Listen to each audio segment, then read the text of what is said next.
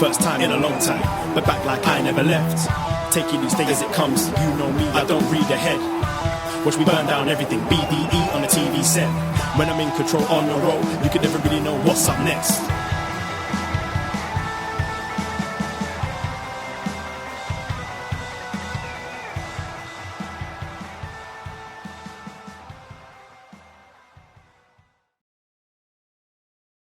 Hello. Hello, hello, hello. Oh, Braden, Herrington here and Davie, Portman, live on Twitch. How we doing? Hello, Twitch world. Who do we got out here? As we're going to be talking about some NXT. Oh, yeah. In a few minutes. Wow. Wednesday nights. Wednesday nights. Wednesday nights are for the boys. Yes. Right? As always, how are we looking? How are we sounding, room? Is anyone in there? Yeah. Is anybody in there? Out there? No, we're losing a lot now because going head to head on Wednesdays. Oh, that's right. Yeah. All right, competition. Chris, how are we doing? Here it comes. Maybe Here is everyone. We need a demo. Shout out Twitch room. Going live tweets from us. The more the merrier. Perfect. How's the look, guys? How's the sound? Is everything seeming good? Yeah. I think we can start going into the show. Absolutely. We're losing all our Wednesday nights people. Gone away. It's okay. Shout out my jersey. Hey, thank you, man. We'll talk about it. We'll talk about it just a few seconds. Go Ducks, go. I guess we'll start. Thank you. I guess we'll start going off here. Let's do this. Let's talk about some NXT, baby. Hello. Braden Herrington here with Davie Portman for upNXT, postwrestling.com, Apple Podcasts, Spotify, Stitcher, wherever you get your podcasts, and of course, live Every Wednesday night, 10:15 Eastern Time, twitch.tv/upNXT podcast. It's the Wednesday Night War. Yeah. It's AEW versus NXT, and it's Post Wrestling versus upNXT. Yeah. The Battle of Wednesday Nights.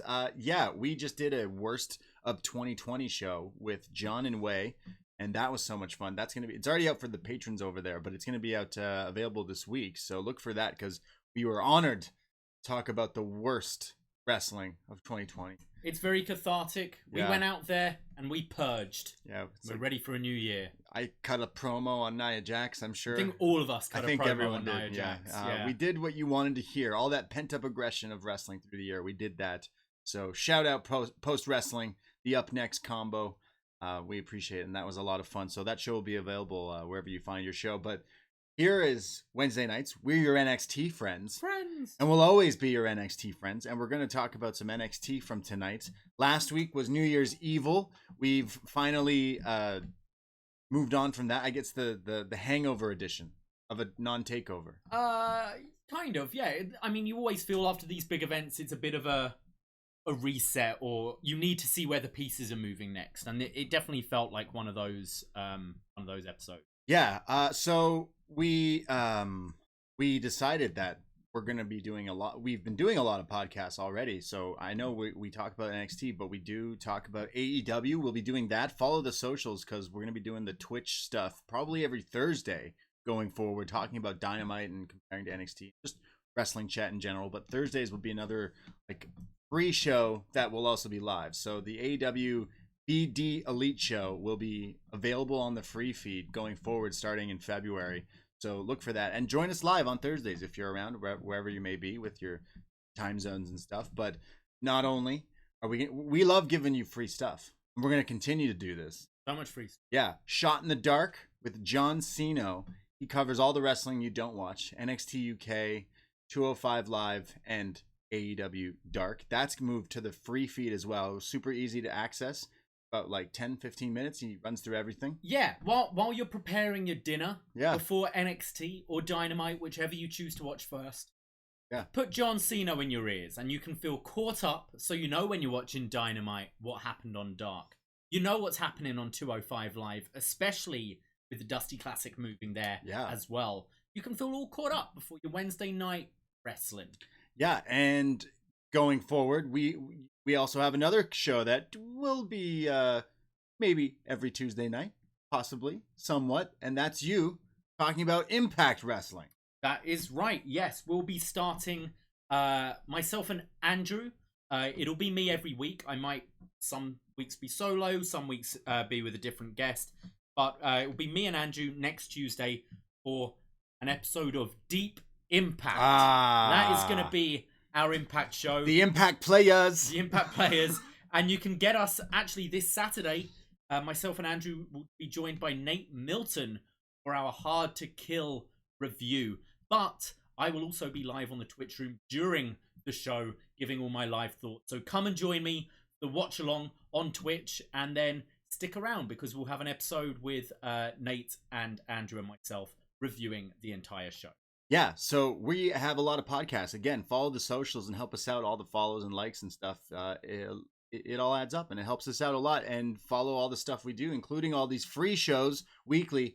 We're part of Post Wrestling, and Post kind of has their weekly schedule of all the stuff that they put out. And of course, we have our Patreon and we have shows on there. But now we have our own little universe, our own gang here. Yeah. We got NXT, we got Shot in the Dark, Impact, AEW. The Survivor Series game this year might have to be upNXT versus Post Wrestling. Whoa, that would be wild. Yeah.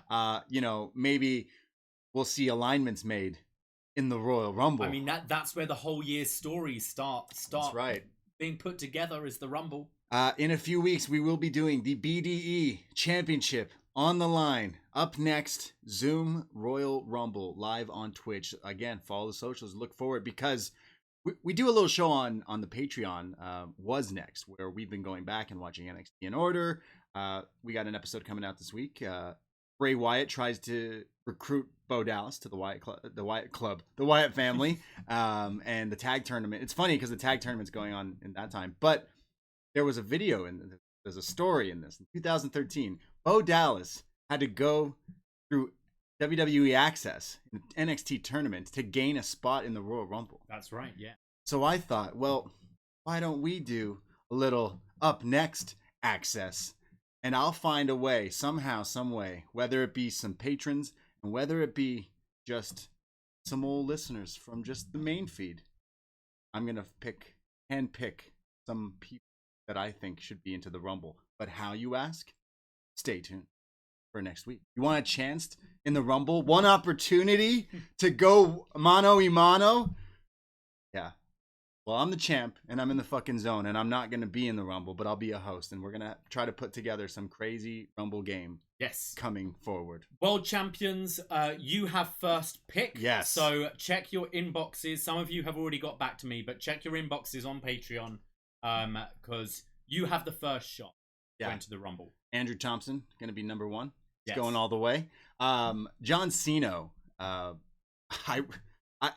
thought we were friends, and then he tells me that he wants to handpick his own number in the Rumble, which is blasphemy, booking your own thing in the Rumble. But he said he wants to be number 18 because Shawn Michaels was number 18 and then went on to beat a Canadian for the title. Damn. And I took that to heart.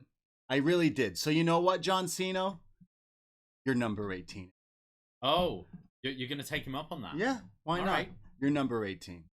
You don't have to go in number 1 or number 2 because that's Andrew Thompson and Wei Ting going in the Royal Rumble. Does Wei know this yet? No, he doesn't. So he knows now. Right. He knows now. But again, follow the socials and everything interesting. We're gonna make it interesting. But the game will be live. But the Patreon, the podcast will be up there as well as an Up Yours we have with John Cena talking about Killer Clowns from Outer Space coming out this week. I've never seen this movie. You've never seen this movie. Nope. It is fucking ridiculous. Yeah, oh my god. It's crazy. It feels very kind of Doctor Who-esque for me. Clowns and murders and aliens. It seems really fun. It's pretty ridiculous. And we're actually recording that show tomorrow. So if you're lucky enough to live in the US, that's funny. But you can sorry. Yeah. You can go on youtube.com. The film is actually up there. Otherwise, you can rent it or find it by alternate means. Rest of the world. Yeah, but all the schedule of all the stuff, $5 a month, North American tier, gets you access to all the shows in the back catalog, all these shows we've done. So go help us out and support us. And last one, ProWrestlingTees.com/upNext. Absolutely. That White Claw hoodie, the UpNXT raccoon, Ralph the Raccoon hoodie, you can own and rock and sport and support us here. So go check that out as well. And we appreciate everyone listening and hanging around. New listeners, old listeners. We have some people joining us on the Twitch sometimes that are like, what's up next? Yeah. Well, let us tell you. I don't know. That was it? That was it, yeah. Okay. Is that going to be on a t-shirt? What? What's up next? Well, we'll tell you. Yeah. So those are all the stuff, and we podcast hard, and we enjoy doing it. We're all in this lockdown, in this pandemic, and well, that's what we like to do. Stuck inside. So look for that. I know over on Shot in the Dark, Cino has been talking about, you mentioned 205 Live, and the Dusty Cup is going to be like mixed over on that show as well. So if anyone's kind of looking to follow this tournament, it's definitely something you're going to want to look into, because they're going to be airing some matches on 205 Live. I'm pretty sure I heard him say Killian Dane wrestled on 205 Live. Yeah, he's definitely under 205. I think so. I think maybe just be a bit under 205. Right. Yeah. There's also Ben Carter, who's showing up in NXT UK to challenge for the cruiserweight, the interim cruiserweight championship over there. I'm not sure. Now, yeah, I thought Santos was the interim champion, wasn't he? Right. But now it's the other way around. Now it's the other way around. Very interesting. Yeah. They look where the ratings are, I guess. Yeah. Yeah, I guess.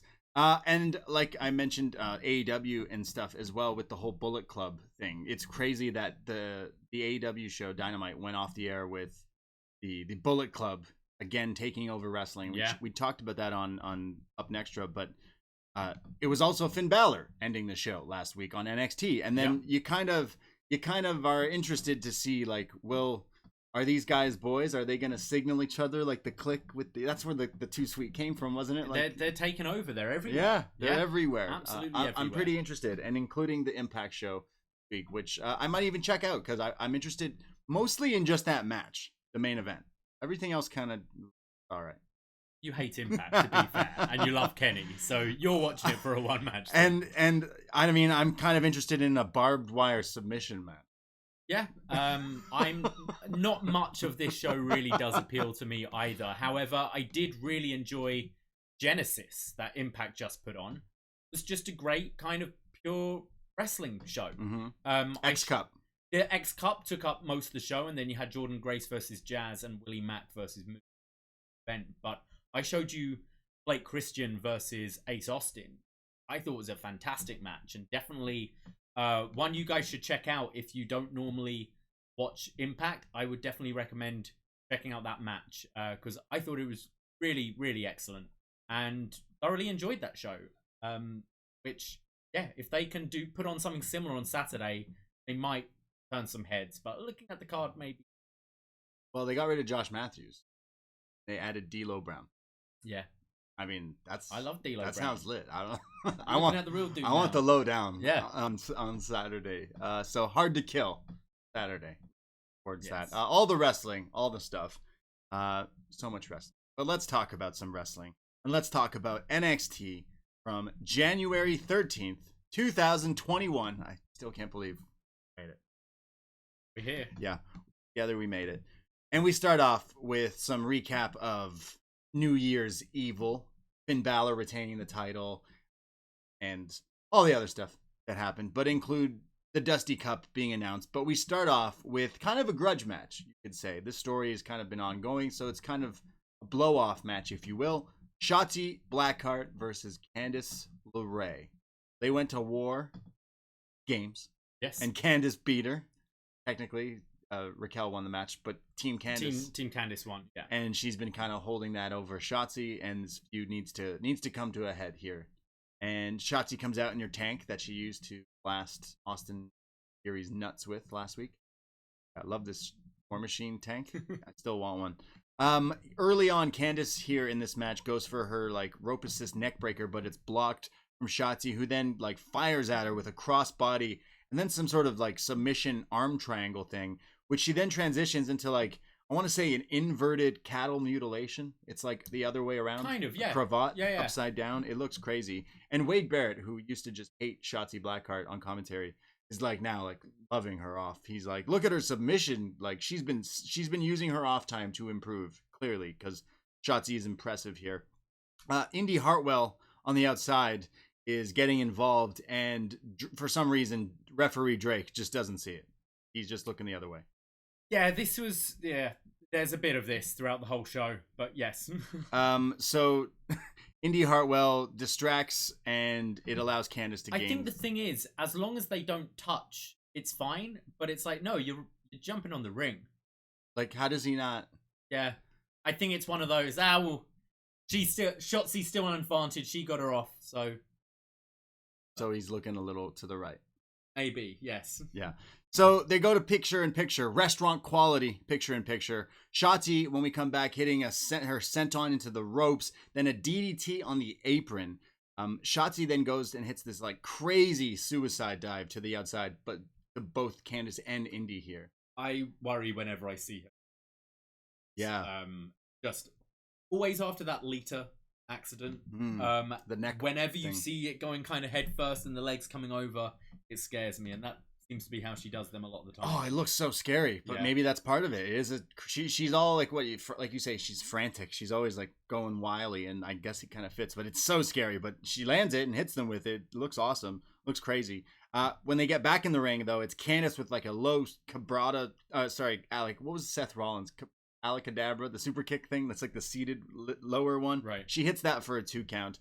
Goes for the Gargano escape, but Shotzi gets out of it. There's some sort of like spin out into a knee lift from Shotzi. But again, when Shotzi's up on the apron, or up on the rope, to go for her top rope senton, Indy Hartwell gets involved again, thus allowing Candice to use that distraction to hop up on the top with her and hit Shotzi with the swinging avalanche neck breaker to pin Shotzi and get the win. Not bad. This didn't do a whole lot for me to kick the show off. Do you feel that's the end of the feud, or these two are still? Oh, we've got them in the tag tournament. Yeah. I don't think this Candice heel run is really working. I can't say I've been too invested in matches being heel. The EO one was good, but it's just this character's not working for me.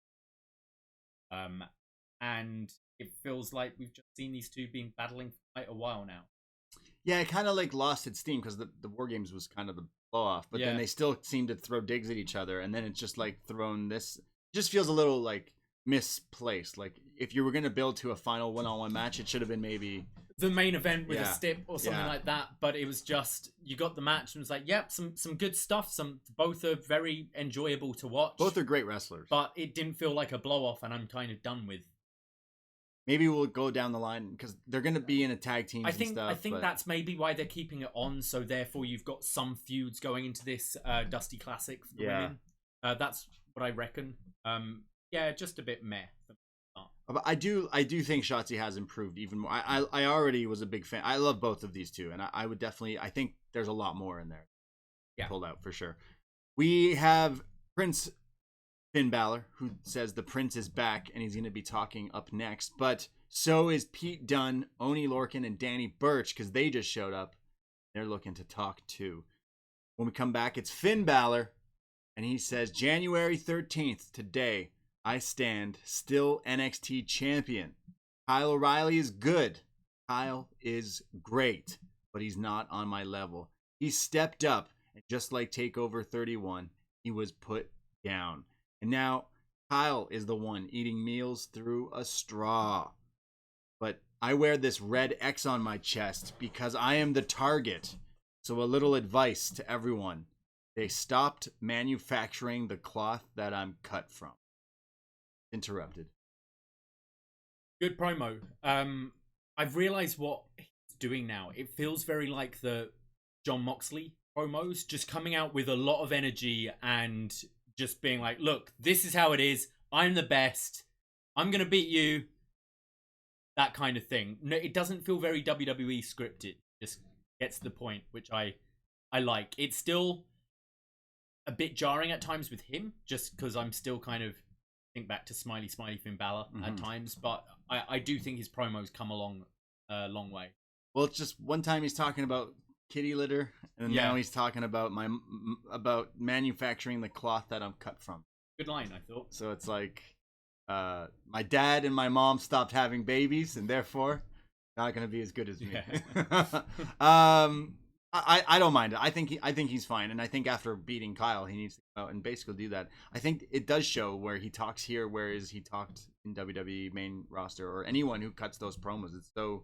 It's still night and day. This feels like this is why I liked Moxley's run so much. This is how a champion should be. He put over Kyle. Yeah. He's like, look, I'm the best. I'm the champion right now. Yeah. And Pete, like, what was it? He said you're only the.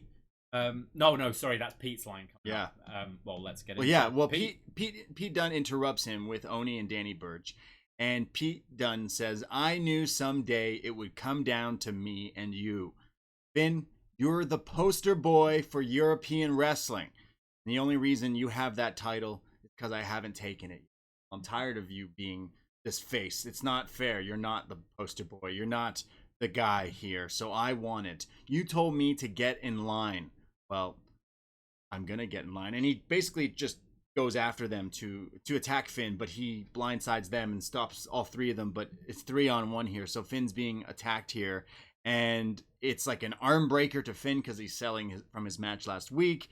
And Pete, of course, going for the arms and the fingers. But Undisputed Era come out as Kyle O'Reilly for the save and Adam Cole and Roddy for the save here too. And then there's kind of like a stare down between Adam Cole, Roddy, and Kyle towards Finn, who's like standing by.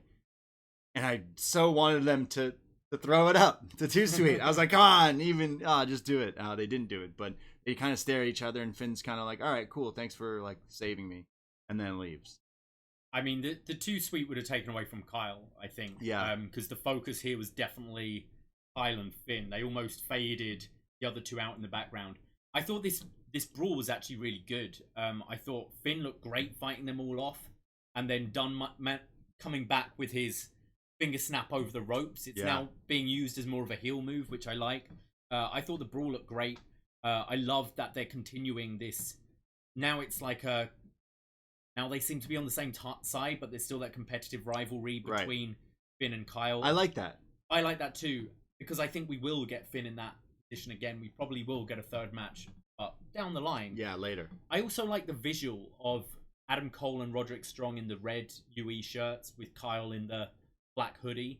Just visually you're looking and you go, Kyle is the guy now. He's the one, and the other two are the tag team. The other two are just background players. Kyle's the focus. Bobby's at home. And Bobby's at home. I thought visually it works like that right now. It looks like they're aiming to make Kyle look like the standout star here, and it's like Cole's letting him, like Cole's taking the back seat. Like, I want him. The focus is on him. You think how it used to be? They would all have their Undisputed Era shirts, and then Adam Cole would have his Adam Cole Undisputed Era shirts. Right. And now it feels like they're doing that with Kyle. We need a Kyle O'Reilly shirt, yeah, and a Xia Li shirt. Absolutely, yeah. I like this as well, and obviously, I think I speak for a lot of people. We want to see Finn Balor versus Pete Dunne. For sure. His heel gripe is the best heel's got the best gripes, and he's got one. Hey, everyone thinks you're the UK guy, and then that was before like this whole NXT UK kind of thing, and I think Pete came in and was a pretty big star in NXT and still with the independents and stuff, but Finn was kind of a little ahead of everyone else, so he does it does fit a story there. Have they ever fought? I'm pretty sure they had to have. I don't know. It up. Yeah, I know Cino's in the room, so he'll aware. find it. It sounds like a great match. I think that could be a takeover match if not going to Cross. I'm not interested in any mixed like fatal 4-way triple threat. No, as well as like they'll be great, but I want one-on-one matches, and I think Pete versus Finn could be our takeover match.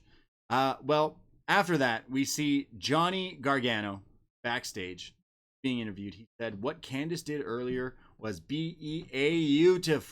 Shotzi finally got what she deserved, and tonight I'm going to beat that mute freak Dexter Lumis. And then the Garganos, the way, will go on to win both men's and women's cups. Cups. I love cups, baby. Yeah, we know. You keep one on your kitchen table. Yeah.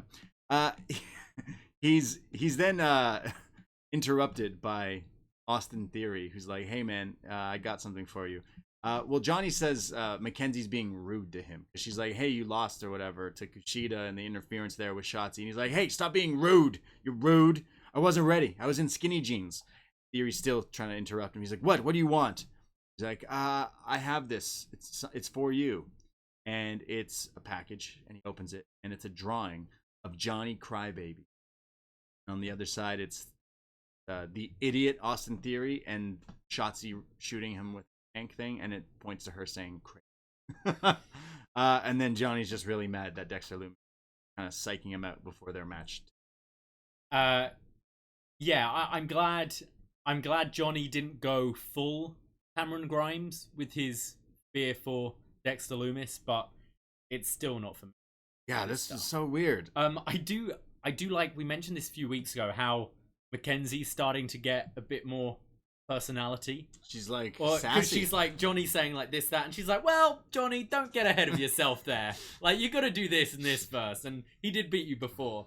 I like that they're starting to sass him a bit more. She's getting feisty. Yeah. On What's Next, we're at the storyline where Summer Rae was the ring announcer, and Paige wins a match and accidentally bumps into her. So Summer Rae just blindsides Paige and becomes a wrestler now. So is that Mackenzie Mitchell? That should She's be. tired of taking shit and just gets in there, fights and everything. Starts fighting people. Yeah. So we now go to our next match, and it's part of the Dusty Cup, and it is the Grizzled Young Veterans who come out, and it's Zach Gibson on the mic here with James Drake, and Gibson says, "Last year we made our debut here in NXT, and well, it's more than an invite tonight. We are tired of these dweebs dreaming of success. All these other people in the tournament don't add up to us, and we're sorry to the absolute creatures in attendance here. But 2021 is our year, and let the tournament commence," says William Regal. So the Grizzled Young Vets going up against Everrise. Zach Gibson's so good on the mic. We say this every week, but I love how riled up he can get the fans. I mean, I know this is kind of just piped in noise and a few fans there, but creatures. It works. You can imagine if people are there, they'd get heated by this. I think he sounds great. Absolute creatures. Soon! I think he's great on the mic. And I think he's clearly like the mouthpiece, but I think he's also a good worker. I'm not knocking Drake, but he's definitely like the standout. For sure. He's such a good talker. Yeah, I loved him in that UK tournament on his great. own. So I really like the Liverpool scarves as well. Oh, it's so good. Yeah, it's great.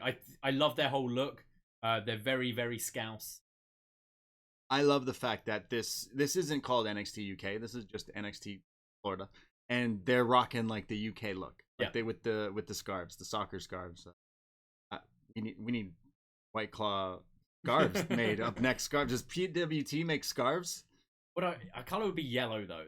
Oh no, we would do the white. We would do the white. Yeah. But then you get stuff on it. Yeah. You need to make them black with the white. I love the scarves. They look like Harry Potter. Grizzled Young Vets going up against Everrise. You want to know something? Everrise rules. It's like I'm the Miz and I'm awesome. Yeah, it's so shit. It's terrible, but it kind of just ironically works. I think because of the characters they are. Just Everrise rules. It's so shit, but it works for them as heels. Well, be careful, man. The last time I talked shit about the Miz in a Twitch chat, the room turned on me. Oh yeah. Apparently, the people love the Miz. We love the Miz. Yeah, I'm not one of those people. Everrise and Grizzled Young Vets, and it's Chase Parker who runs into James Drake, who hits him with this hip toss, but it's an interesting hip toss. It's like a hip toss with a knee lift in the same move. I thought it was really cool. Yeah, very knee to the face. Very interesting. The hip toss. Awesome. I don't think I've ever seen anyone do that. Gibson is now in, and he's getting worked up, and tags back in Drake, and Drake is getting super pissed off and gets one-upped by Matt Martell here, who gets Drake is like fired and pissed off because the guy goes, Everrise rules. Well, Doyle rules. And Gibson's like, hey man, it's okay. Drake he calms him down. He's a real partner. And he's like, you got this. We're okay. So we go back in, but it's them now stepping up. The Grizzled Young Vets come back. Gibson's in. He hits kind of like the proto bomb, kind of the John Cena, not quite the Blue Thunder bomb, but standing there, and then locks in a single leg crab. Beautiful. Tags in Drake, and there's a spinning heel kick there. It looks awesome. But finally, Matt Martell's tagged back in, and he's just lighting everyone up, throwing bows. He hits a belly to belly, and then he's tagging back in. There's like Everrise who hit this double team slingshot pop up into a spear kind of move. Yes. It was all right. It looked okay. Yeah, the spear didn't quite hit, but it looks like it could be a cool move. Yeah, and it looks like you're going for the FTR thing, the Goodnight Express. Yeah, the 3D. Yeah, it looks like you're going for that, but then the guy just spears you. So it's like, it's a little harder to do there. Which I think FTR changed the name of their move to Big Rig. Like Memory of Brody. Yeah, okay, I'm pretty sure they have. And so they hit this double spear thing, and they think they have the offense. They go for the two count. They go for the 3, but it's broken up. And now it's the Grizzled Young Vets who throw Chase Parker out of the ring, and they hit the ticket to mayhem. And the Grizzled Young Veterans are soon to be Dusty Cup winners, possibly, as they advance. I really enjoyed this. I thought this was great. Just watching two tag teams who have been tag teams for a while. These aren't singles people paired together. Both their chemistries were so good, I thought. Kind of taking it in turns to both have heel moments, but babyface flourishes as well. Yeah. Which I think you kind of have to do when it's a heel on heel team. But just, I really thoroughly enjoyed this. I loved seeing all the double team moves from both teams. I was kind of upset this was first round, because I think Everrise is a team they've seemed to be putting a bit of steam behind recently. Yeah. And I think this would have been a better kind of second or third round match. Yeah, I don't want Johnny Gargano, Austin Theory going into like more deeper when you could have guys that are actually teams. Actual tag teams. Yeah. Completely. That was my only complaint, but I thought they put on a really entertaining match here. I thoroughly enjoyed this one. Yeah, me too. Everrise definitely has stepped up. Like they just needed the time to shine, and they're kind of showing it. I know personalities are coming out so much now as well, which it helps a lot, because they're a good tag team, I think. I compared them to John Silver, like they're going for like that, just like loud, weird comedy type thing. But they kind of look like the Young Bucks. But they got Chase. Is it Chase Parker? Matt Martell looks like the young, Matt Jackson. I think it's Chase who now has a mustache. Yep, it works. Yeah, so they're looking like Walmart Bucks, but it's all right. I also kind of, this might be a bit harsh, but I like how Matt Martell's hot tag was like a little slow. It was just elbow drops. It was bionic elbows. Like he was going for it. He was going for everyone. But punches. It wasn't like a Ray Phoenix or a Nick Jackson getting a hot tag with like all this fire. But as this heel, it kind of works. The heel trying to do the babyface hot tag. That's great. I quite enjoyed it. I thought it was good. You got them in their Young Bucks gear, and then you got James Drake with Charles Manson on his tights. Shoes off for Gibson. The Grizzled Young Vets going forward. Yeah, I kind of do agree. I wish Everrise went forward. I think they're growing on me even more and more, and watching them even get a little bit in here. But obviously, I think a lot of people want to see the Grizzled Young Vets have some of these higher marquee matches with some of the other teams. I think the right team went through of the two. I just think this could have been later in, and we could have given a couple more. Shoes off for Gibson. Shoes off. We have a video of Raquel Gonzalez, and she's going through CWC lockers trying to find Dakota Kai. No, she's not. She's not. Raquel, I'm sure she found her. I think she got out. I think Triple H tweeted that he got her out safely. Good. Raquel is talking about Rhea Ripley, and I'm done with you. I put you out, and now I look forward to Io Shirai. I'm looking at you. I'm looking at the Women's Championship. Everyone watched last week, and now they all know that the new baddest bitch in town, Raquel Gonzalez. She's letting it be known. And I mean, as she's saying this, it's cutting to clips of her just fucking up Rhea Ripley last week. Those spots look even crazier on replay. Is that the worst insult you can give someone? Like, yo, Rhea Ripley, you're like 2020. Is what she said, basically. It's like, you just kept getting worse and worse and worse. Yeah, great line from Raquel. This was good. This was needed. I think after last week's big win. Need the momentum to keep being behind Raquel. Just giving a little video like this, putting together last week's match really nicely. Good promo from Raquel. I liked it. But I go back to what I said last week. It seems like all the women are having these videos, right? Because this was very similar to Mercedes last week as well. I wonder where we're going with that. But I quite like it that all these women have the ambition. They wanna be champ. They're all calling out the champ. Yeah, I do like that. I think Mercedes Martinez dodged a bullet with Retribution thing, so she can have still a little bit of a run here. But now we got some baddies here saying, I want the title. I think it should be Raquel versus Io at TakeOver. Yeah. And you know how much I love Io Shirai, but it could be time. Could be. It's also great though, because if you don't do the multi-woman match and do Raquel, you've got all these people already lined up that when you want to heat that story up, Tony and Io already have beat, Mercedes and Io already have beat. Go right to it. I think it's pretty good booking. I wouldn't mind Io versus Mercedes on TV in a few weeks, and then after that we spark up Raquel Io because she's pinned Io. That's serve a title shot, TakeOver, all that stuff, and then you killed Rhea Ripley, sent her to the main roster. I hope so. Yeah, we'll see. Shotzi Blackheart's backstage. She is saying it was a tough loss, but I'm not gonna whine about it. From earlier tonight, I have my eyes on history. First ever women's Dusty Cup, and I need a partner. I need more than a partner. I need a ride or die. So I went and I found someone I went to war with. And in walks her partner, Ember Moon. She says, you must be talking about me. This is our opportunity, and it's Ember's law. We are going to put our names on that trophy. As Shotzi howls, ow, and Ember just goes, what she said.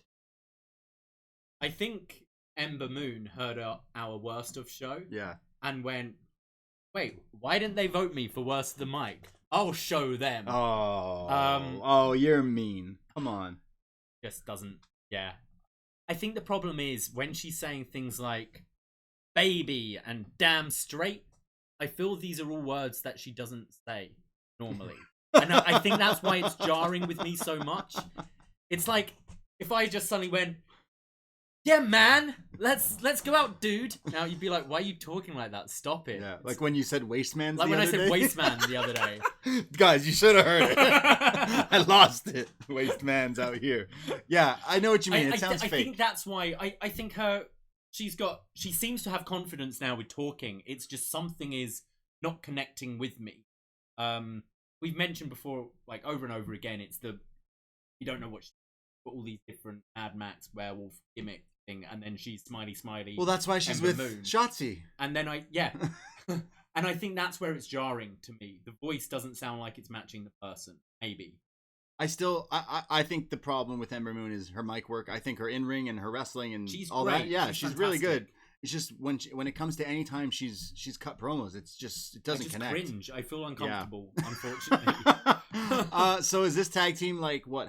Bark at the Moon, Howl at the Moon, the Werewolves, Moonwolves or something. They're Howlers, the Moon Howlers. Yeah. Get Cameron Grimes in there. The Moon Crew. Moonheart. Bark at them. So they're gonna be in the Dusty Cup for the women's. They're gonna go far. Hey, they could be in the final. They could win it. Yeah, they could win. They're winning it. Yeah, you're saying they're winning it. Yeah. Okay. All right. We go to our next match, and it is a non-title North American. Title's on the line, but the champion is fighting Johnny Gargano with Austin Theory up against Dexter Lumis. Early on, Dexter shows Johnny that he's Dexter wrestling. They go to the outside, and Dexter does a kip up on the outside and challenges Johnny. Johnny goes for some sort of slingshot, but gets a right hand from Dexter, stopping him in his tracks. They then fight up on the top rope, and Dexter goes for his swanton bomb, and he goes like to make a picture perfect thing with his hand, and then misses the swanton bomb. No water in the pool. Miss you, Morrow. But he gets up and fights back with the corner clothesline bulldog combo, and then when we come back from commercial break is when he's on the offense, and he hits also a slingshot suplex on Johnny. Johnny goes for a crucifix. It's blocked and countered, but Johnny ends up hitting it anyways for a 2 count. Then a super kick to like the ear, side of the face. They show this replay, and it looked way worse on the replay because they show it in slow motion because I think he just kicked him in the face. No knee slapping here. Looked painful. But Dexter fights through. When the ref isn't looking, Theory sweeps the leg, or at least tries to, watching his Cobra Kai. And Dexter's like, yo, bro, what the fuck? And Johnny goes for his final beat with the distraction, but it's blocked. He goes for it again. It's blocked again, and the silence is locked in. But as he's got this in, there's Johnny who gets out of it, and then now Austin Theory up on the apron. It's Dexter who puts Austin Theory in the silence while he's on the apron. So Johnny rolls up Dexter, thus it like overhead throws Theory. Yeah, it was pretty contrived, I thought. And then Johnny, it was like a suplex to Theory. Yeah, with this roll up, Johnny like stacks up Dexter here and gets the win. Johnny Gargano beats Dexter Lumis with kind of the assist from Theory. There's a little after match hanky panky, but I think I've seen Dexter Lumis enough now to decide that I'm not really a fan of Dexter Lumis. Oh. If I'm reaching for my phone during a Johnny Gargano match, it shows that something's working, and I'm not interested in something. And fortunately, Dexter Lumis I don't find interesting at all. Yeah, more involvement, more stupid stuff with the way, getting in the way.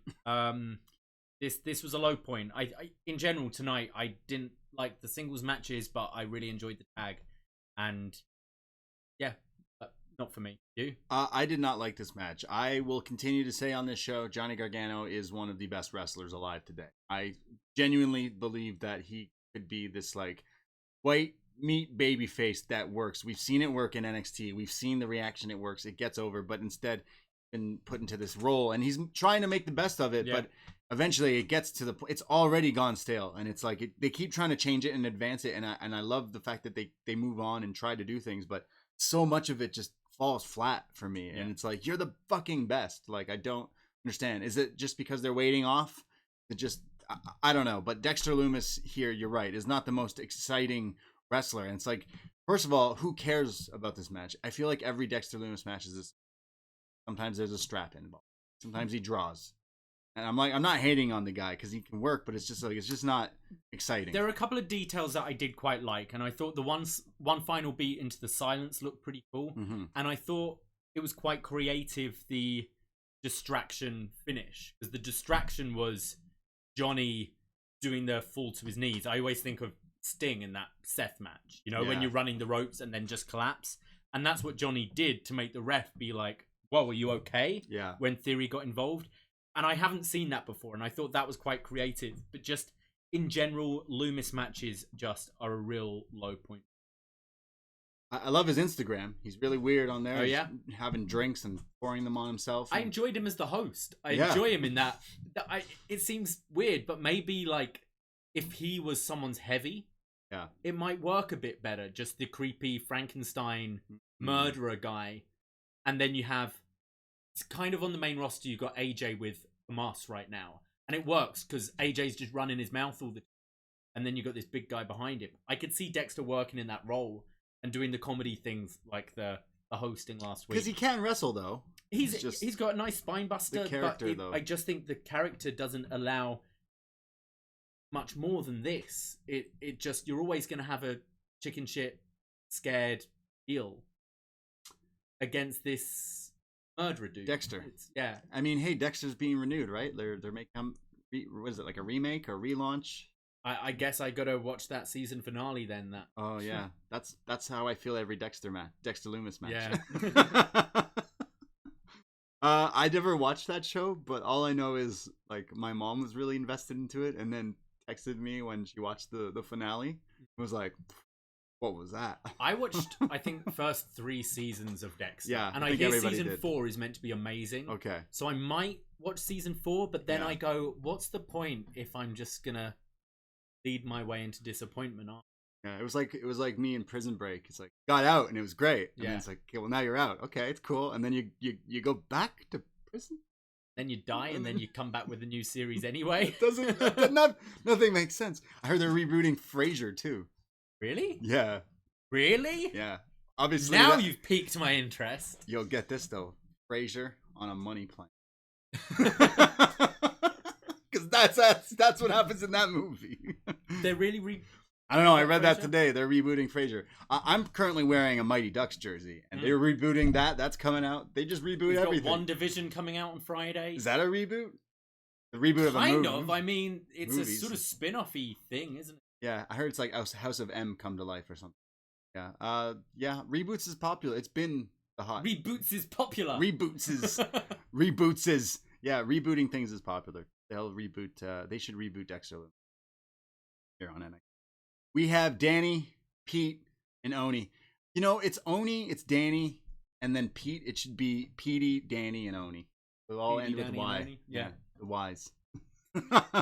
Patty. Yeah. They say we run this place. For some reason, everyone still thinks it's Undisputed Era's show, but it's not. We've taken them out and we'll prove. So why don't you keep your noses out of our business? Stay out of it. Kyle O'Reilly, you seem to be in the way of me in the NXT Championship. So consider that taken out of the way. Huh. Maybe they'll take actions. Interesting.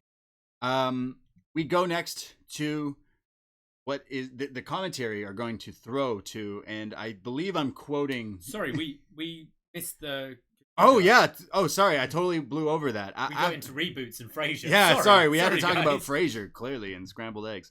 After the match, it's Dexter who locks in the silence again, but Theory breaks that up, and then Kushida comes out for the save and takes out Johnny, takes out Theory, and then kind of stands tall with the North American title, like posing, like not attacking Johnny, kind of the honorable thing, and just stands, celebrating. I think he's yelling at him in Japanese as well, basically like, yo, I'm fucking taking this title, bro. Yeah, I quite like how they've been building to this match. We've got the tag match next week for the Dusty Classic between Austin Theory, Johnny Gargano, Kushida, and Leon Ruff. So I like how they're building it. They keep on having them interact, but we haven't had that singles match, and even in the tags, they haven't encountered each other too much. So I like how they're doing this. I assume this is the takeover match. Oh, yeah. Very much look. Yeah, this is a dream match. Which thankfully says to me, I don't think Austin Theory and Gargano. Yeah.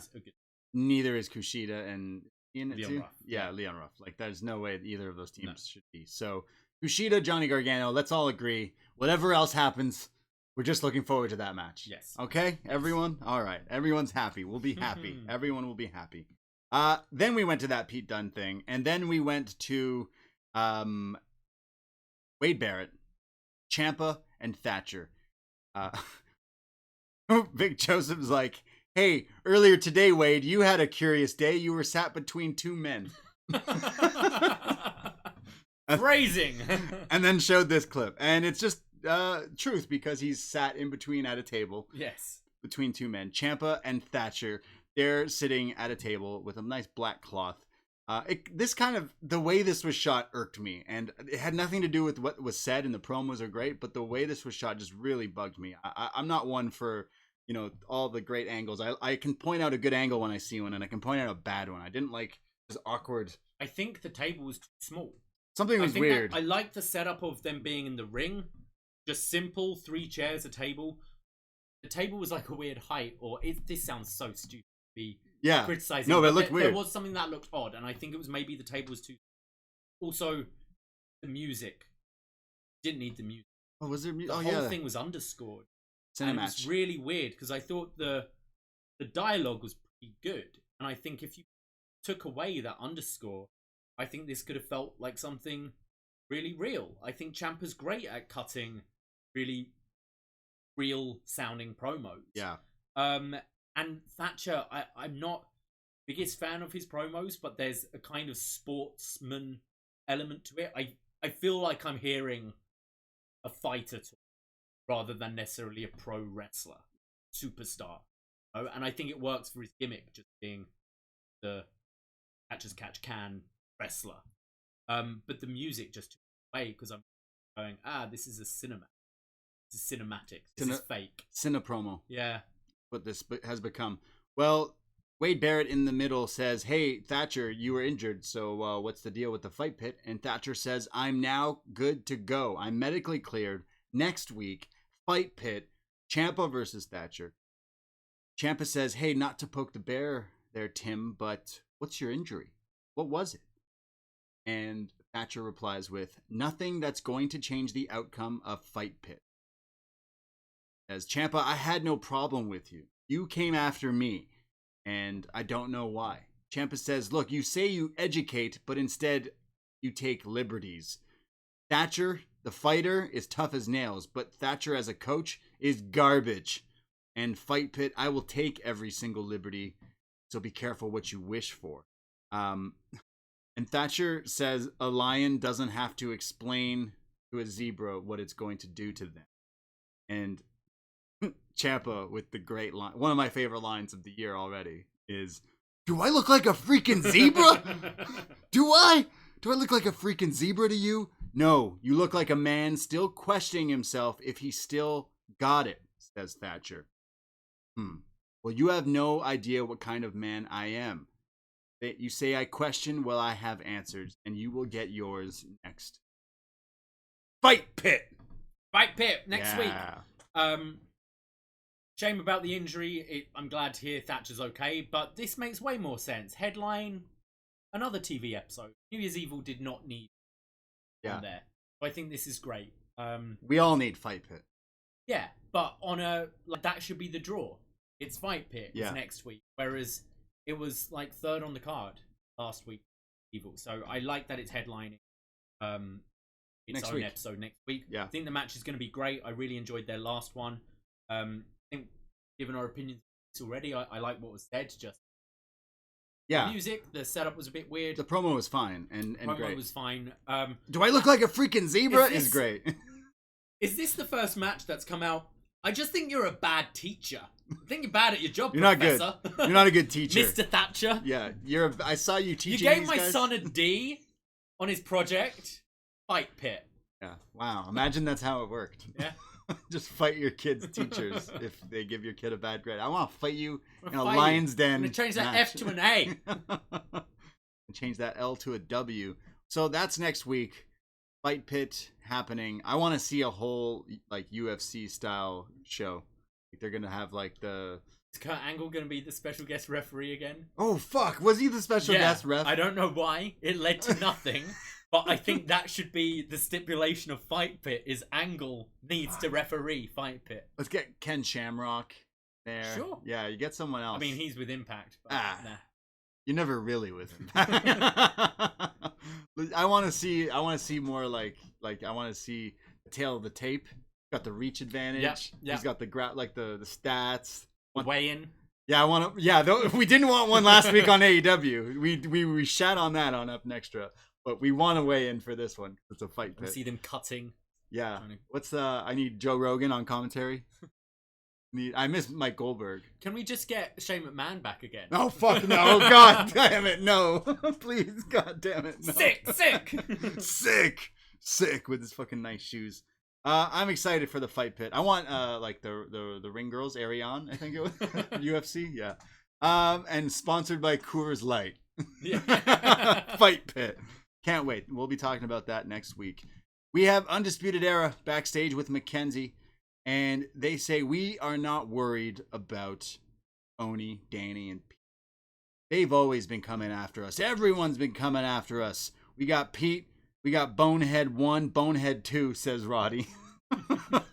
And he's like, I got my line. I got it. I fucking love Roddy. He's the best.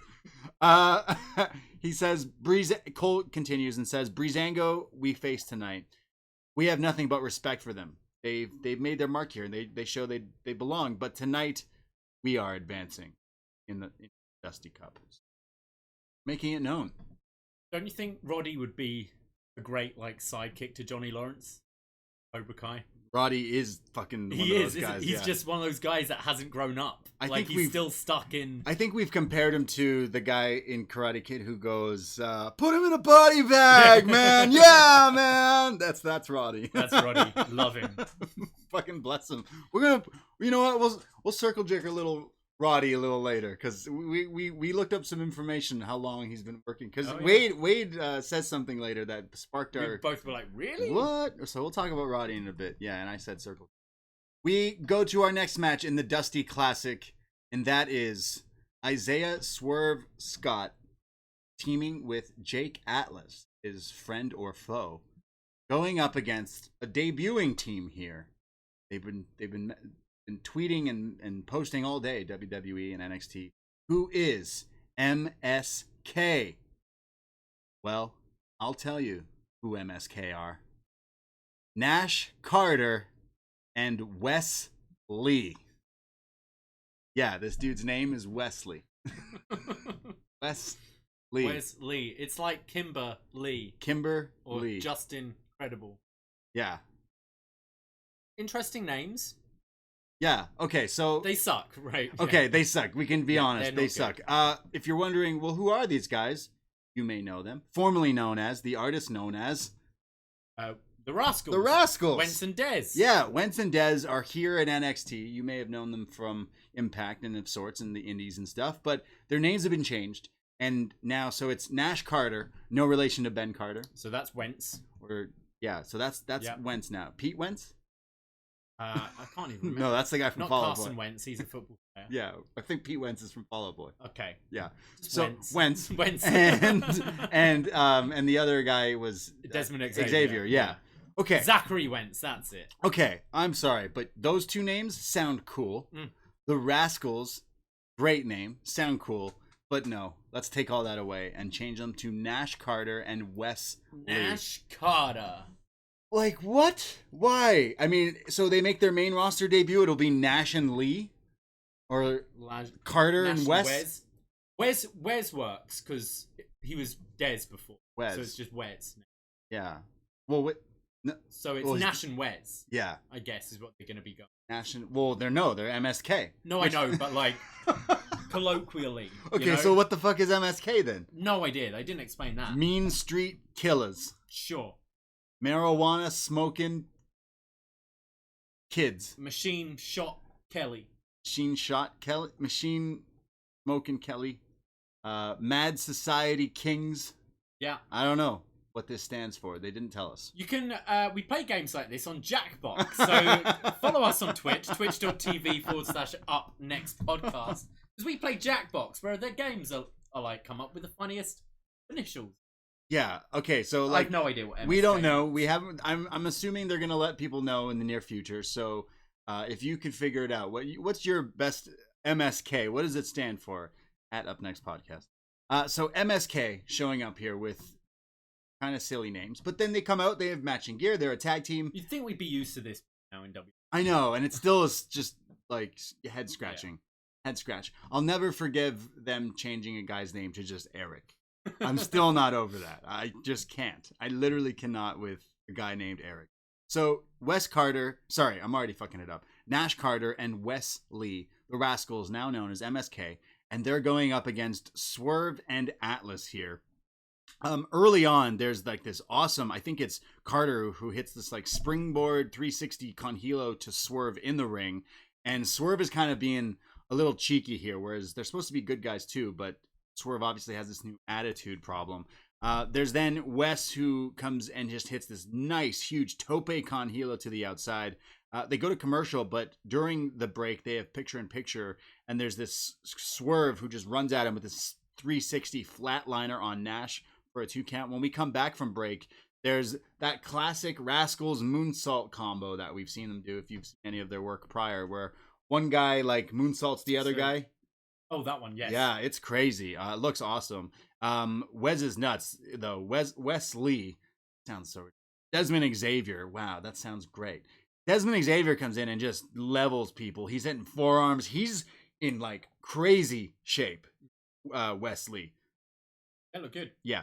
So there's Atlas, who comes back though with his fired up, because he's still got a chip on his shoulder. He keeps getting the short end of the stick, I find. He hits a crazy German suplex, followed up by Swerve hitting a brainbuster, near falls. There's then Jake Atlas and Swerve, who seem to be on the same page, with like spin out power slam from Atlas, which then Swerve hits a 450 splash, but at 2.9, Nash Carter breaks it up here. There's then a bit of kerfuffle when they're up on the turnbuckle here, and Lee hits this like spike reverse Rana in the ring, and then the MSK hit the like heart attack blockbuster type double team here on Swerve, and MSK making their debut, win their match, and go forward in the Dusty Classic. Good showcase from them, I thought. I really like these guys. They were a highlight on Impact for me. I was saying to you as we were, wouldn't it just help these guys so much? Did just name drop the other company. Be like, these guys killed it in Impact. It's Impact are not going to take anything away from WWE. And I just feel it's so odd that WWE is still so afraid of mentioning other companies. Like AEW, I get they're legit competition, but come on.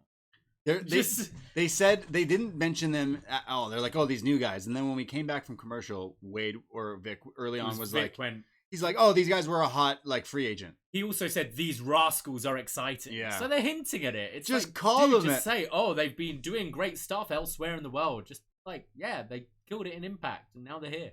I don't understand that. Does Impact own this name? Like, what's the deal? Like, just call yourselves that. It's such a that's WWE trademark.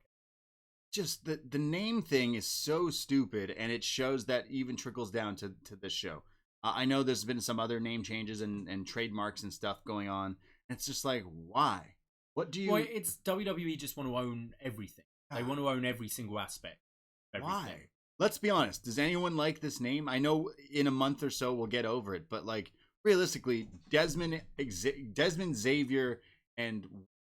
There's a ceiling. I think that's the thing with some of these names. You're coming in with a ceiling already put above you. Yeah. You're never going to hear that call at the end of WrestleMania of Wes Lee is our new Universal Champion. No. You're not getting that.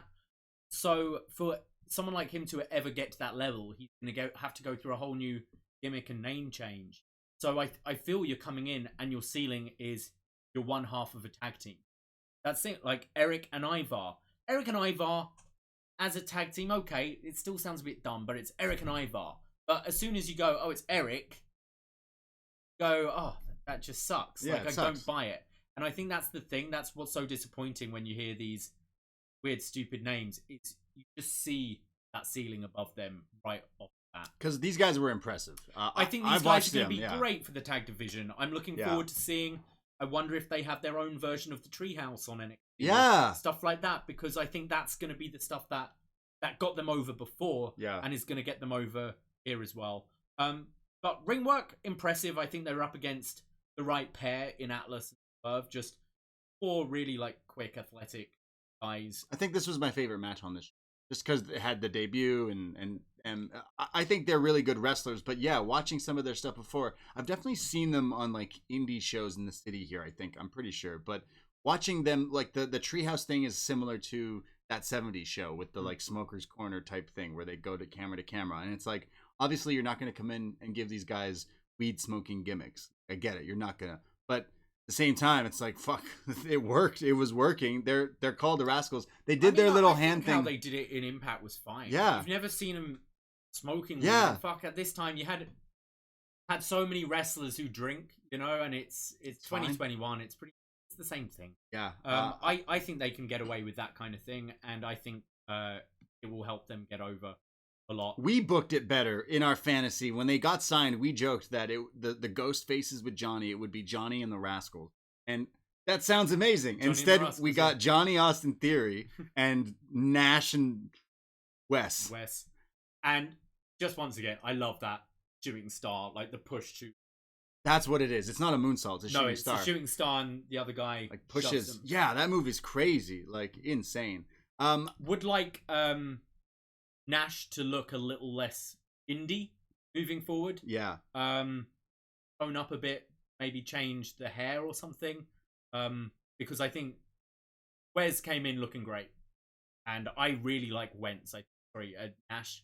He's the one that he's the one I really like the personality. I think he can act pretty well. He can be that really great baby face that's been beaten down and can sell whole match and get that hot tag from Wes.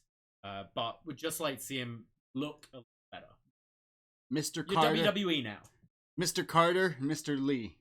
Detective Lee, Agent Carter.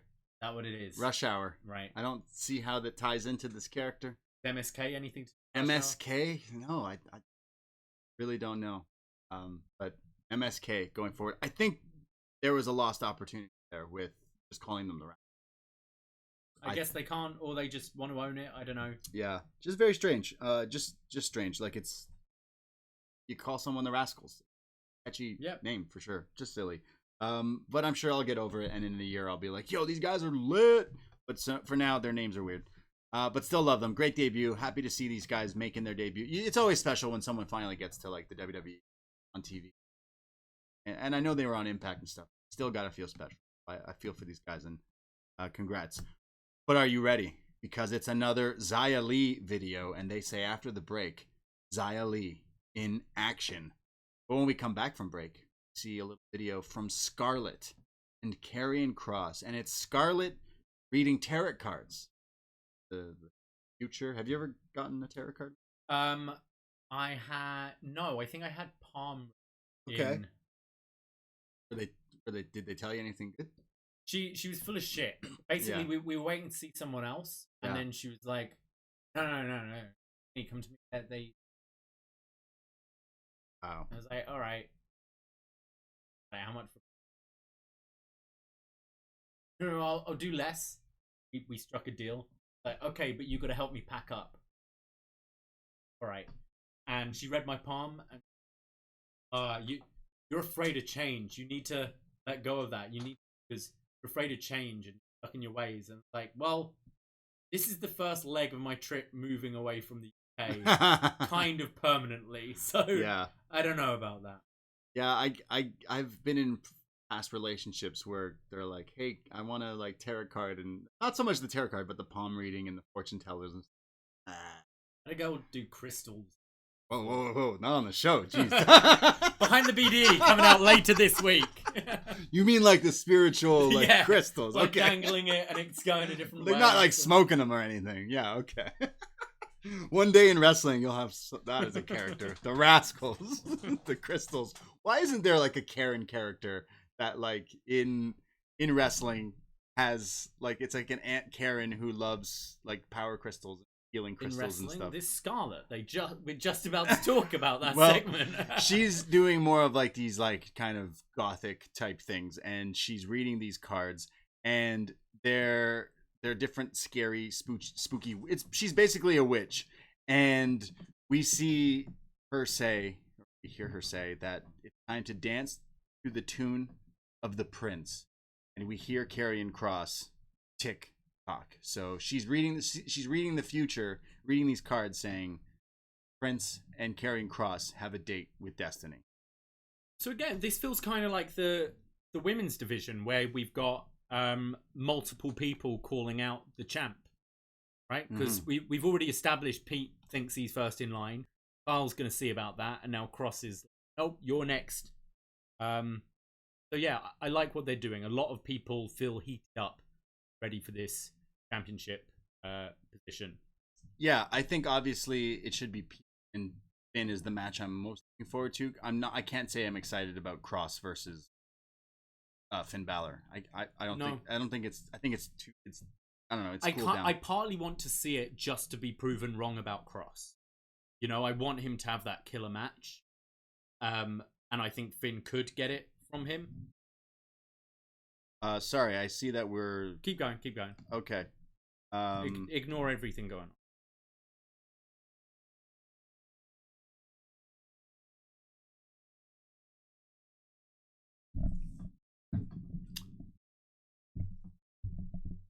Okay, so then we go to, is it Tian Shan?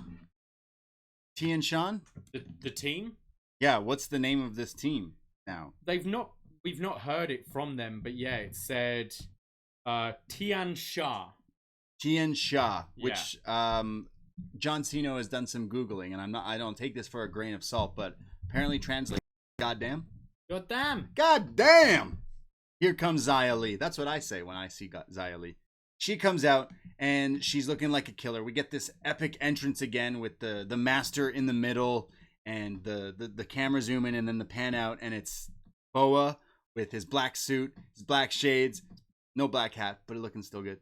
And Xia Li in her new updated gear here, looking great. They go to the ring, and it's Xia Li. I swear it was just the same person from last week in the match. I could be wrong, but it's both, like just not in a mask, just like no name in a similar mask, similar gear. I could have just believed you it was the same person from last week. Yeah, I didn't even catch the name because this match they didn't say it at all. Was so quick. It's basically Xia Li hitting this like right hand that you couldn't even see. I was annoyed they didn't show it because I completely missed this. It looked like she just tripped her over or something. Vic and Beth are joking like, "Oh, I was talking to you and we missed the match. It's over before I could even finish asking you a question." And I was like, "Yeah, I literally blinked and I was like, wait, what happened?" So, but then Xia comes at her after with this spinning roundhouse kick to the face, and Xia Li pins whoever this is and wins the match. Xia Li, the killer. Lethal weapon. Cino saying it's Valentina Feroz. Okay. Who was the one Mercedes beat recently. Okay, yeah, okay. So we did see her recently. Yeah. I'm not crazy. But yeah, and the Twitch chat's also saying that they all missed the right hand too. It's like, wait, where was that? Why did this person just fall over? So goddamn, Xia Li. Maybe it's like the 1-inch punch. It's just so quick that the camera couldn't even pick it up. I mean, like, wouldn't that be good if Xia just was like, and the other person just fell down, and it's like it's that quick. That's like every fucking movie, like the fast training. Like, I'm so fast. Look in your pocket, taking it out and put it in there. Yeah, I mean, it's what it needs to be. Xia Li getting these squash wins, and then finally, I don't know, having some sort of big feud or something, but. We want to see Boa fight. I want to see the master. At some point, yeah. Yeah.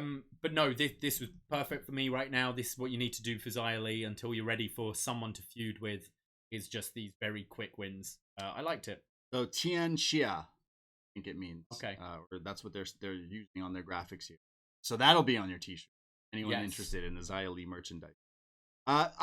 It's fine. I am interested in seeing where it goes on more, but she looks completely different. Just the way she's acting and standing there, it needed to happen. I think she's a good actor. Yeah, she's very good. I think she looks like a star, looks like a killer. Yeah, definitely. We have Casey Catanzaro after the match. Oh yes, well after the match, it's the master who points. So Xia she does Li, this. She puts her hand up, the claw, like similar the to the Dark Order claw, and Xia Li goes twice back. She's kind of. Valentina's strung up in the ropes, and Xia just kills her. Yeah, so Xia just continues to nail her with these kicks, and then it's over. And then they walk back up, and they do that epic entrance where they fade, make them disappear again, and all that stuff. More of Xia Li and Boa coming in the near future. Love it. But yeah, I'm interested to see where it goes. She's a killer. We have Casey Catanzaro and Caden Carter backstage in matching gear. And they're saying, we're all good and used to being overlooked. We're always overlooked, but not anymore. So please, overlook us all you want, but watch us leave a legacy. We are going to shock the world and become the first ever Women's Dusty Cup winners. And I'm pretty sure that Caden, who, like, not howling, but like, who? She's got, who? Who better than Caden Carter? Are these two heels now? Because this felt so heelish to me. They were just being so obnoxious. I kind of liked it. I liked it. Caden felt like she'd been hanging out with Ember Moon. Oh no, that's. I thought this was horrible.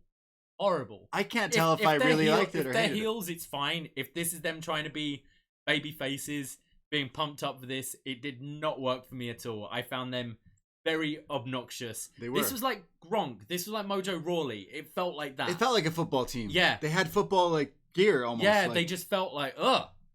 I don't like these guys. They're really in my fucking face. annoying. They're really in my face. I like this team, and they've grown on me because I used to kind of not like either of them, but they've definitely grown. I like both performers, and I think they should go a little far because they've been a team for a while. I just thought they were so annoying here. I think maybe I liked it. I don't know. Okay. Maybe it was because they were annoying. Unfortunately, I see him get knocked out of this tournament. Too. So, bam! Xylee with the 1-inch punch. What's with making noises in wrestling? Animal noises in wrestling. Howling. I miss Charbel. Barking. He doesn't mess just. Does he? Well, he was What's with Pants in Wrestling. What's with Pants in Wrestling? Oh yeah. Yeah. Weddings in wrestling. Well, we'll see what happens to Casey and Caden. And during the break, after coming back, we see something that happened in an altercation between Isaiah Swerve Scott and Jake Atlas. They're brawling backstage, being pulled apart. Steve Corino can't contain these two. Nope. But Bronson Reed steps in. Like, whoa, guys, back off, get away. And Swerve's like, whoa, what are you talking about? And Bronson's like, cool it, man, cool it. Swerve says, oh, Bronson, you're always taking his side. You're always on his side. And he's like, just cool it. I'm not taking any sides. Just cool off. Just chill. Relax. He's like, okay, see you. And he walks off. So Swerve in this new attitude. Bronson and Swerve had a match the other week, didn't they? This was cool. I think we expected Atlas. It was weird putting them together because they've been feuding anyway. Haven't been liking each other. So putting them together in the tag team seemed very odd earlier. So it made sense. You broke them up right away. And I like Bronson Reed is like the conscience of the locker room. This big figure. Like, hey, boys, stop it. Quit it. It's because he was in that Undertaker Last Ride. When Undertaker was talking to the big guys. That's what I meant. That's kind of what I got from him, is the Undertaker sort of that locker room leader. I like this guy. Bronson Reed. So I feel like maybe a rematch with Swerve down the line. Yeah, probably next week. For both Bronson and Jake. Bronson Reed is a special ref in a fight pit. Do it. Atlas and Swerve. Why not? They run down some matches for next week, including some of the Dusty Cup. We mentioned Casey and Caden. Well, I joked that they might get knocked out because they have to go up against the team of Mercedes Martinez and Tony Storm. Yeah. So I'm not sure what's going to happen there, unless that's a way to get them forward. Kind of weird.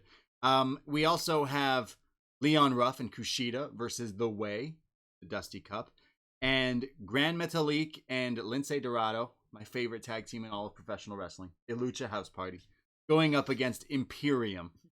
And we can't forget about the Fight Pit. That's also happening next. Sounds like a good week. Yeah. I actually love the Dusty Classic every year. I think we get some really good matches. So if you just keep on giving me great tag team matches with a solid main event like a Fight Pit, I'm into this. Yeah. Well, we go to our main event of the evening, which is another match in the Dusty Cup. Undisputed Era versus Breezango. Yeah. Breezango with their epic walk to the backstage shot of Undisputed Era getting ready for their match, walking to Gorilla. Shows Breezango walking to the ring in their the Breezango shirt. Chris O'Dowd and me. Yeah, it looks like Chris O'Dowd. Fandango looks like Chris O'Dowd from the IT crowd. I'm sorry, but was it Bridesmaids? I think he's in. Yeah. And he's not in enough. I'll tell you that. Him and Richard Ayoade. You're a big fan of. Yeah. IT crowd is top. So Chris O'Dowd and you, Breezango. Main event Breezango. Going up against Undisputed Era. So Adam Cole and Tyler Breeze start this off. Different generations of NXT mixing it up here. And they both attempt super kicks at each other, but they're like, all right, cool it down. And they do the code of honor, the handshake here. Good guys. But now it's Fandango and Roddy going at it. And Roddy is just wrestling all over the place with Fandango. And that's when Wade Barrett mentions on commentary that Roddy made his debut in the Dusty Classic here in WWE.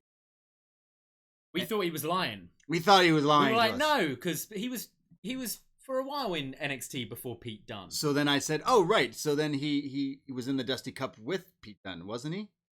Right? That was his partner, wasn't it? It was Pete Dunne. Yeah, and then I was going, well, no, because he was in NXT for a while before then, because he had the whole War Games match and everything. He had the dad gimmick. He had the dad. Yeah. So we did some research. Trivia question. Who was Roderick Strong's partner in his Dusty Cup? Yeah, weird. Austin Aries. Austin Aries. Yeah, remember? And you know what? I'm gonna have that as a question in the Rumble game to see who actually listens. Oh, that's fucked. Because that's where we could cheat. Because not John, like anyone in this thing doesn't watch NXT like we have, so we would know the deep dirts on some of the real ones. That's tough. I don't know, man. Easier than these like 80s, 90s questions. That's a question. Roddy's been here for a while. He has, yeah. And he deserves it. He's great.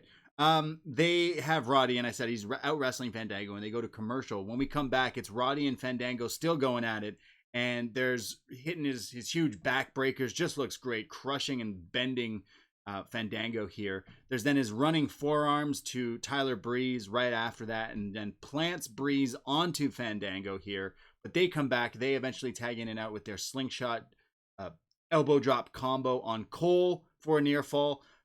Then Cole avoids Fandango jumping off the top with a pump kick, but then gets hit with a move from Fandango here. But it's all part of a distraction as Pete Dunne, Danny Burch, and Oney Lorcan run down to the ring to attack Kyle O'Reilly. Now, Fandango and Tyler Breeze, like, obviously are good guys here, and they're kind of like not realizing what's happening.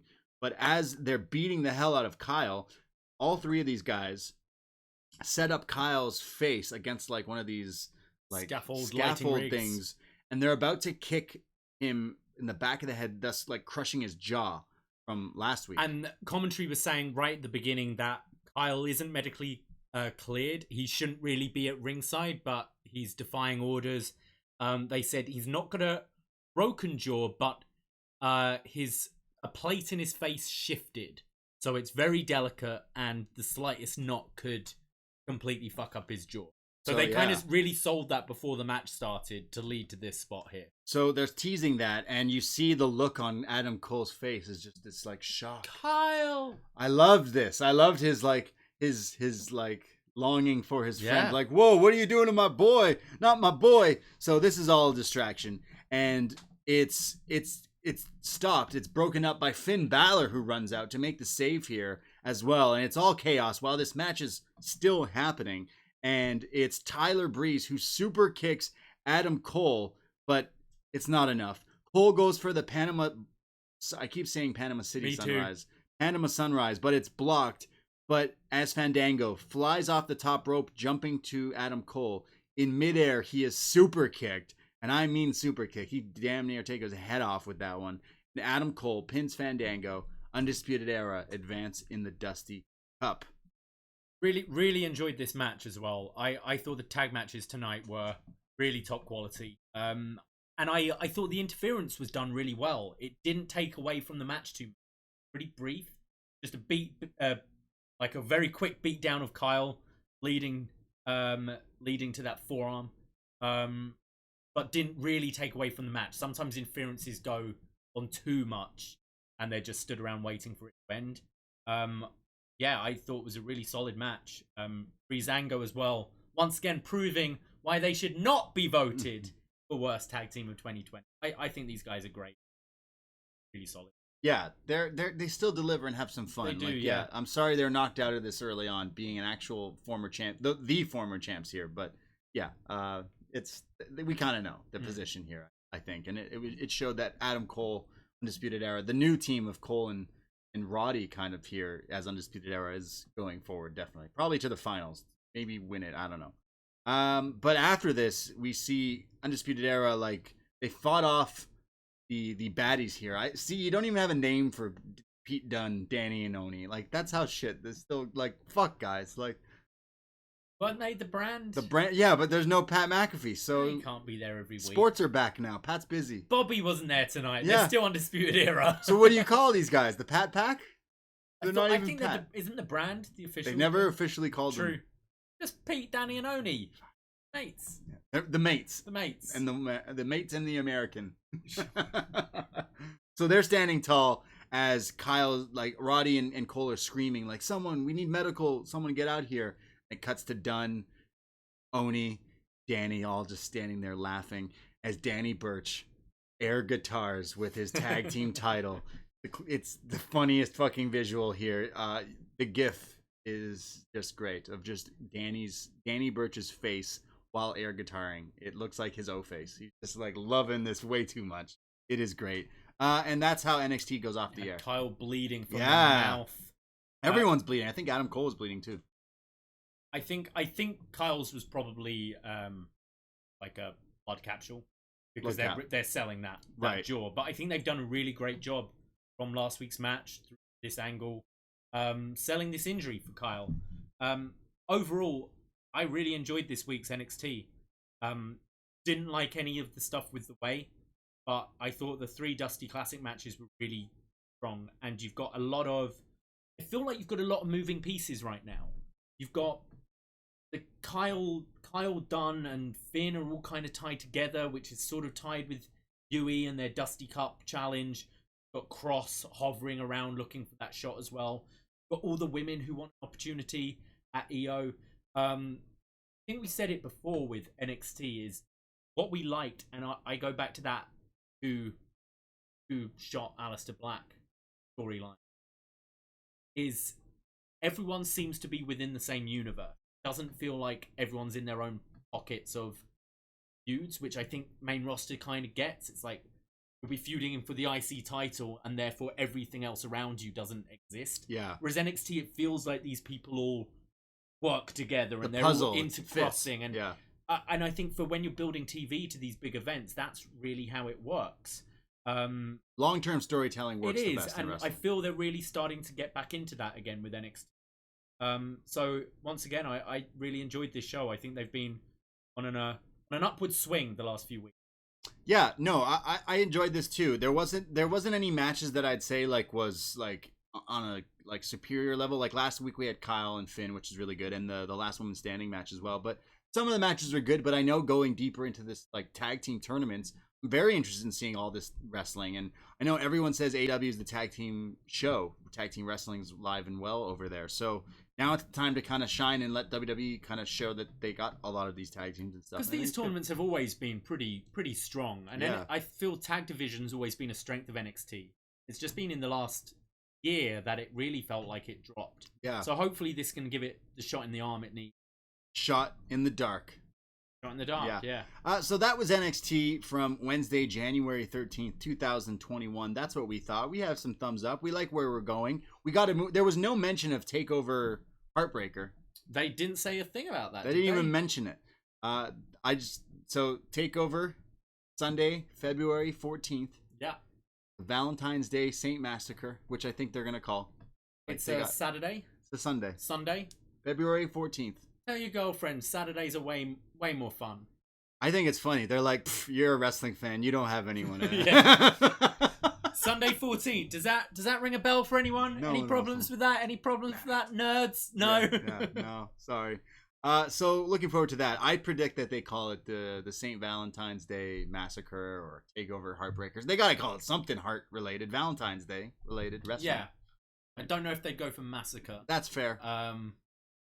But yeah, I can see them doing something cool. Love related. Yeah, love Valentine. So looking forward to that in a few weeks in February.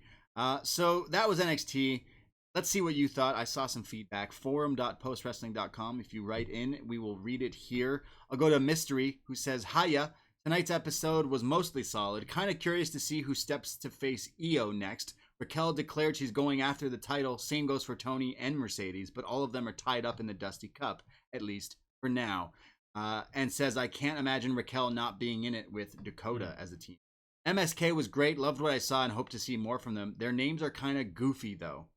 Didn't really care for the main event, but maybe that's because I'm kind of over Lorcan and Birch holding the tag title. So this tournament as a whole isn't that investing. I'll stop her there and say I kind of agree. You have all these teams fighting for a cup and you go, well, wait, these are the champs. Yeah, it's like the thought of maybe UE versus Grizzled Young Vet seems more interesting than either of those teams against Danny and... Mystery continues. Speaking of the Dusty Classic, I have to imagine Tony and Mercedes are losing next week. I know that sounds unrealistic, but Io has a bone to pick with both Tony and Mercedes, so I can see her screwing them over. That being said, I really hope Io actually shows up again. It's been 39 days since her last match, 57 since her last singles match. That's kind of absurd. Speaking of absurd question of the week, am I alone in dreading Rhea Ripley potentially going to Raw? Yeah. I think Rhea needs to move somewhere. I've really enjoyed her last little feud and stint here with Raquel Gonzalez, but I think it's definitely time to put her SmackDown or Raw. He goes especially since the division is already back to being the Charlotte Flair show. I think that's why she should go to Raw. Yeah. I feel there's unfinished business there with Charlotte. And I feel it's long overdue. I think she'll be fine, main roster. So yeah, I would actually go. Yeah, anything. I think she just needs some fresh competition, different people. Yeah. Thank you for the feedback there, Mystery. Yeah. We go to Cricket Letter 9, I believe that's Magan. Tag team wrestling became a priority again tonight. Each of the Dusty Classic first round matches were solid, with MSK versus Atlas Swerve being the best of the bunch. Xia Li's new Wushu assassin persona continues to be pleasing. Kushida finally getting his sights on Johnny's title, which will heighten their first round Dusty Classic match next week. The NXT title scene is humming along, and I think Pete Dunne versus Balor have a lot of potential to be fantastic. Karrion Kross should wait his turn. Good showing for Black and I see Frank has written the forum here. Tian Sha for life. That is all. I think I'm still butchering the name because I'm still not quite sure what it. They didn't refer to it on commentary. I just saw the graphic. That's all it's been. And then I see Chris Elliott has written in here who says, it was a decent show. Not liking the new name for the Rascalz, but I'm sure we'll get used to it. I tried watching both shows tonight, but found myself paying more attention to NXT for the most part. Grizzled Young Vets winning is a good sign and would be my shout to win the cup. Show closing angle looked good, although the end of the match with Fandango jumping for the leg drop when Cole was out of the way looked stupid. He did nail him with that kick, though. But yeah, it's like, well, you're not going to leg drop him because getting up already. Yeah, I know what you mean. It looked like he was changing in there to do a crossbody, but kicked his head off. And that's feedback. That is feedback. That's NXT. Thank you for listening and writing in and all that stuff. We will be back Wednesday nights. Every Wednesday night, we watch NXT. We'll talk about it, and we'll go on Twitch while recording this very podcast if you ever want to see what it's like. And Thursdays will be BD Elite. upNXT turning into BD Elite, and we'll be going live on Thursdays as well on Twitch. By the time you're listening to this, I think 1 p.m. is when we're going on tomorrow. Join in for that. Again, all the socials and all the stuff, because we do a lot of shows. Was Next, Killer Clowns. We did our free Best Match Ever, Brody Lee. That was a fun show. There's some crazy matches in there that we talked about. Brody versus Shingo. Cesaro, the Shield versus the Wyatts, and the dog collar match. Usos tag matches. Yeah. Dominik Dijakovic. A lot in there. Sammy Guevara? No Sammy Guevara, unfortunately. Yeah. But yeah, let's quickly run through it. So we've got Shot in the Darks already on the feed. You can listen to that for free. Tomorrow, 1 p.m. Eastern Time, we have BD Elite on the Twitch, or you can wait and get the podcast on the Patreon. Friday, we have our Up Yours review of Killer Clowns from Outer Space with John Cena Evil. Saturday on Twitch, twitch.tv/upnext podcast. We have our Impact Hard to Kill watch along, and then the post show will be on the free feed. I'll be joined by Andrew Thompson and Nate Milton. And then Sunday, our latest. You got TN8 episode. for TNA? I got TN8 for Woo! TNA. That's going to be lit. Yep.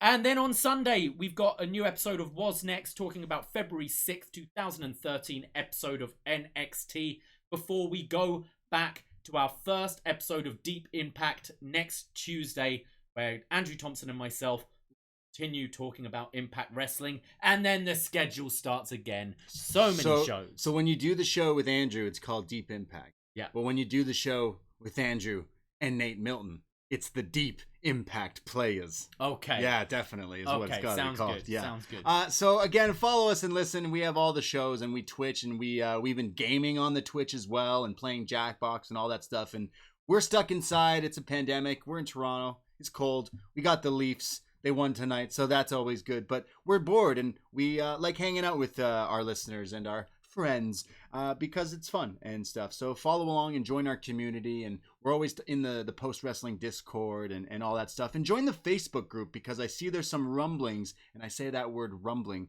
because there's some people who want to do also a Rumble pool, and I want to win some money. money on them. But thank you for listening, and you know where to find. I myself, Braden Herrington. I am at the Brady. And I am at Davie Portman. Hey, thank you so much for listening. Take care. Goodbye. Be safe. That's it. That's all. And do I look like a freaking zebra? Ahoy! All right, guys. Thank you very much. As you all know, if you want to continue the chat, you can go to the Discord, but I'm going to see what else is going on in the world of wrestling on Twitch so we can raid someone's room and spread the love. Viking Raiders. Spread the good word. Spread the love. Spread the word of upNXT. Spread the word of upNXT, absolutely. Let's look at who's playing 2K19 right now. Our chat We've right got now. a... MJ, What should we Darkstar. go with? Never bet on wrestling. Yeah, I know. Hard to Who kill said it. that? Why not? Why not? Darkstar. Why? Oh, great. You've unwoken Why? the old DVP. Who's going to put all the money? Am I allowed to raid? No, MJ. You're not allowed to raid. Betting is about fun. Like, it makes it more interesting. You don't bet because you think you're going to win. You bet to make something more. Yeah. At least that's what I see. Yeah. Bogdan of... Right, we're going to raid. This guy's playing... I don't know what he's doing. Doing some 2K19. We're right. about to raid. See you guys. See you guys. We love you. Spread the word for us. 7 seconds. 6, 5, 4. All right. See you soon, guys. Bye.